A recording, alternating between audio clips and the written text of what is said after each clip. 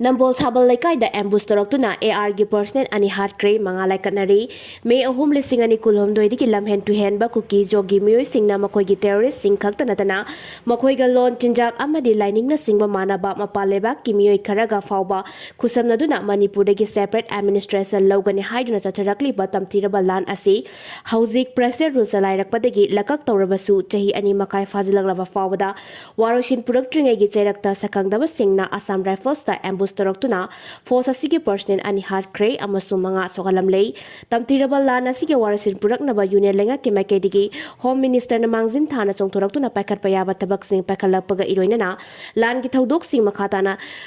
Thoraktabadagi Manipurda ingtappa mahausagi phibam hanjinaba haurakle haina PR lengak pu lusingliba governor na fawba miyamda phongdoklingai gi seirakta yamna thajadana chatharakiba ambush asidagidi state asigi law and order gi phibam usida amuk hanjilabra haibigi wahang hangnarakle governor na lusinglakliba Manipur lengak yauna state asida lan asigidamaktani hajna deploy tawrakliba yamlaba central force sing yauna state force singda khwaidigi ngakna tolangadaba thodok asi ngarang numidang warang pumanga minit 93 rom tarakpada Nambol PS ki manung chaliba tidim lambi paringi Nambol kaithen gi thongdagi namaibam lokpa singda leiba Japanese War Memorial ani gi marakta leiba Nambol Sabal Laikai gi bafam amada thokibane thodok asigi pau phangbagi matung ena Manipur gi registration number oiba olive green machu teiba 407 mini truck ama tidim lambi paringi lambi mayai da fairapna khamlaga leiramba thenaki gari asi 33 Assam Rifles ki gari ni hairi Imphal West District ki paswai gi bafam amada deploy tawkuna battalion asigi personnel singi numidangi sak thiluraga maibam lorpat singda leiba makoi gi camp tamna halakhibane gari asida driver yauraga punna tongan ba rank ki personnel nipan tolakhi haire adubu gari asina Imphal dagi tidim lambi paring da lakuna mafam asi yausalakpada mamsilakpagi kudong saba lauraduna mangjawna ngaiduna leiramba sakangdaba singna khangauduna afaba makhlgi khusu kulai sinaduna ambush torakkibane haire ambush torakiba sakangdaba sing aduna mini truck asigi driver yauna front seat ta tongba personnel ani da ihan hana target tamduna nongmai kapsilakhe aduga ikan kanadana truck asigi mamang thangba tire ani dasu nongmai kapsilaktuna puncture ohelaga mafam adumaktada makhatana thauba yadana lehenki haire adumakpu mamang tire ani mak puncture oirabasu driver aduna gari adu Nambol L Sanoi College Romda meter Chamri Rom Nampuda Thaunaba Honaramlaba Matungda Garidagi Chongtharaga ambush adudagi Nathainaba Honabada Nongmai Maruna Panduna Sokpani Haire Gari Asiga Maninglomdagi Inarakiba Sakangdaba Sing Adu Gari Masa Ahumda Lakibani Makoina ambush Atharamlaba Matungda Awang Pangna main road ta Thauraga Chatki Haire Matang sida panba yabadi thodok asigi pau hekta baga changsilakiba Assam Rifles ki officers singna tidim lambi paring bu thodok thokpham da pung amarom achat awak sing thingduna thamlaga yengsinki thodok thokpham dagi tongan ba nongmai gi empty case kunmanga rom recover tawki thodok asida laikhidraba singdi naiba subedar Shyam Gurung chahi 59 amasung rifleman Ranjit ke sep chahi 19 ni naiba si Nepal dagi ne duga rifleman asina Orissa dagi ne sokuna laikanari ba rifleman singna Uttarakhand dagi Warrant Officer Subha Chandra Apokpa Gundilan Sikkim dagi Havildar BK Rai Chayankhanipan Apokpa Birjay Imphal ki Kaibi Kulen dagi Ningthauzam Nongthon Chahinipunipan Apokpa and Ibomcha mini truck asigi driver oiriba Assam gi Lakhipur dagi DJ Datta Chahi 53 Apokpa Lakhiam Datta S Mosin Tura amasung LP Sangma Chahi 24 Apokpa Waistrict Meghalaya gi S Moninturani makoi loina makong khut amasung nagalna singbada nongmai maruna panbadagi sokpani makoi gi phibam sing kudong thibagi wangmada leire haire thodok asida soglaba personnel singbu thodok thokpham da leiramba miyamna mateng panguna ahanbada Nambol gi CAC da pukhatuna ahal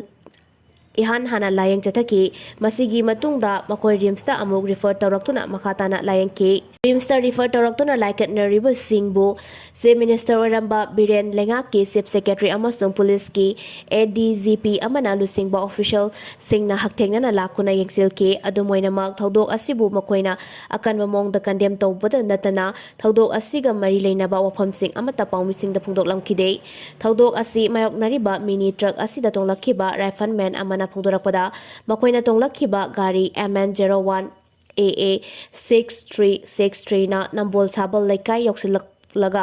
El Sanoi College ki Lamkhai Rom da lakpada gari asigi mamang thangba saruktagi sakhangdaba mioi mari mangana afaba makhlgi khulaising paiduna ambush toba haurakibani ambush asida gari asigi mamang da tongba nap subedar LS Gurung Nongbai maruna panduna thaudok thokpham da leikide sakhangdaba sing aduna gari asigi mamang thangba tier ani dasu nongmai kapsilaktuna puncture oibadagi makhatana thauba yadana leidingai gi cherakta makoi gari asigi gi tungda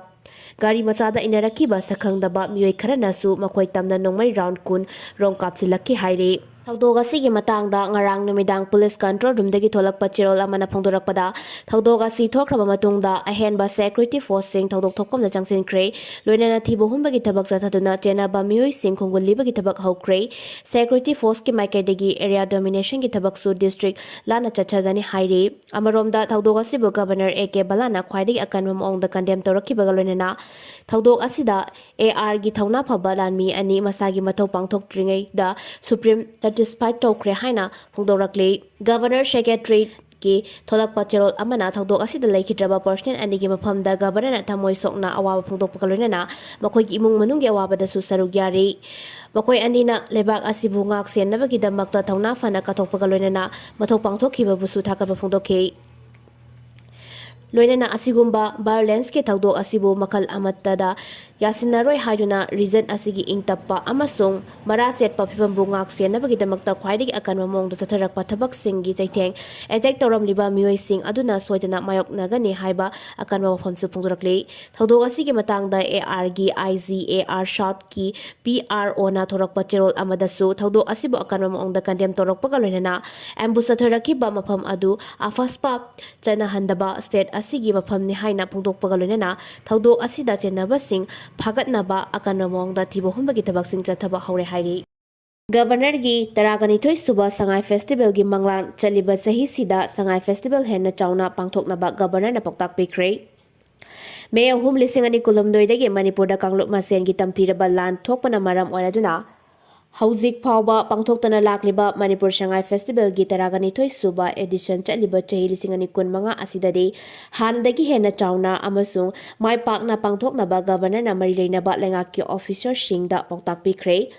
Ngarang Rajba na tongan ra mifam kya governor na chair lauguna mathang pangthoke mifam sing asigi manungda chaliba chahi lising ani kun manga asida pangthokpam thokliba Tourakhi suba Manipur Sangai Festival gi matangda kupna khanakibata natana lamdam asidagi hawdokhiba polobu Manipur gi unique selling proposition USP ama ohennaba amasung government polytechnic ta mayoknariba khudongchadaba sing kokhanbagi matangda khanake mifam sing asigi manungda tongan ba agenda sing putokuna khanake agenda sing asigi manungda handak sahida pangthokam thokliba Tourakhi suba Manipur Sangai Festival gi matangda sukhanaduna festival asigi damakta lokhalakliba thorang sing amasung festival asigi manungchana pangthokadaba program sing gi matangda sukhanake aduga festival ase mai pangna pangthoknabi damang mathau taba committee sing amasung sub committee sing sembagi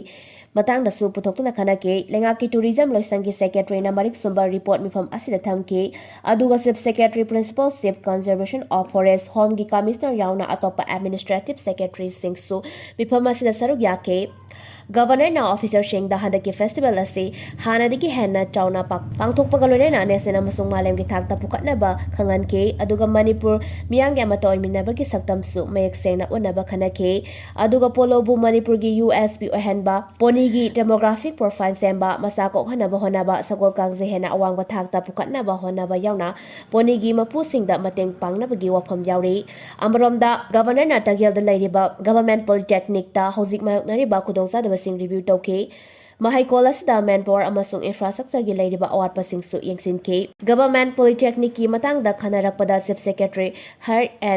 higher and technical education ki commissioner amasung youth affairs and sport ki secretary yauna atai official sing su saruk yake mifam sing asi mathang pangthoklaba matungda ngarang nongthildana governor na chair laguna mahaki governor in council gi mifam su pangthoke mifam asida su chief secretary governor ki secretary amasung tongan baloisang singi administrative secretary sing saruk yake mifam asida lengake makaidegi pakhalakliba thabak sing governor na review tawkhibaga loinana hena pakthok chakthok hanaba pambai sing su matangta khana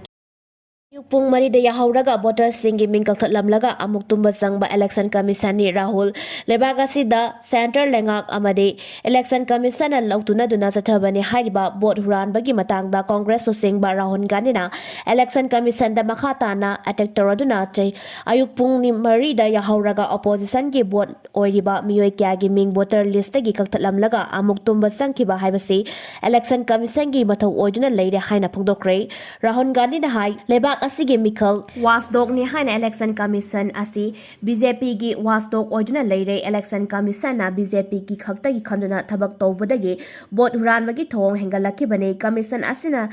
Yahauribasi vote huranbagi thabak thong sathanaba amasung huranbasingbu kangkhatnabani centralized software sijinaduna Karnataka amasung Maharashtra da lona yadaba muongda voter kya kakthaki amasung makhoigi oigadaba vote kya hapjin ke asigumba thong sing asina maram oiraga lebak asida hoji khwaidigi maroiba topic oiriba bot huran bagi matangda naha singa loinana asoba iho ama hodaba yadre Nepal da Gen Z haina khangnaba generation gi naha singna irang hoguna awonba purakhiba ningsingba fai haike Nepal gumna violent oiba irang tausi haibanate Gen Z singna Nepal gi constitution bungang bagi damak lokhiba thodang adu lamdam asigi naha singna sulawguna bot huran bagi thabak thong sing chatharibase Tingna Bohanarasi Haike Uttarakhanda Asiba Haksang Manga Pangle Sikiba Missing Tare Sure Anithiba Khangdre Uttarakhand gi Chamoli district ta akanba nongzuna maram oiraga haukiba numit nini sida singninkhaiba amasung laikom lainang sentharakpana yum kaya phomjin kiduna hauzik phawa miyoi kya thiba phangduna lakibadu ngarang rescue team singna laikom raktagi asiba haksang manga phangba ngamkre Asiba haksang manga asi tharaga numit nini asida Uttarakhanda sikiba missing tare sukre hauzik miyoi ani thiba khangdana leire haire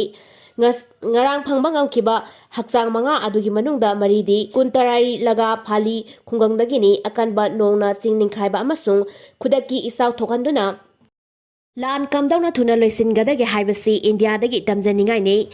Indian Air Force ki Air Chief Marshal A.P. Singna Operation Sindur gi matangda wangangbada hauziki matamda lan kuina tawba haibasi kari sukana balaite kamdawna lan tuna loisingadage amasung lan adugi pandam kamdawna khonglai tuna phangnaba honagadage haibasi malemgi lebak singna Indiana sahi asigi me tare ta sathakiba Operation Sindur dagi tamjaningai oi haina phongdokre panbayabadi Israel amadi Hamas ki lan amasung Russia amasung Ukraine gi lan asi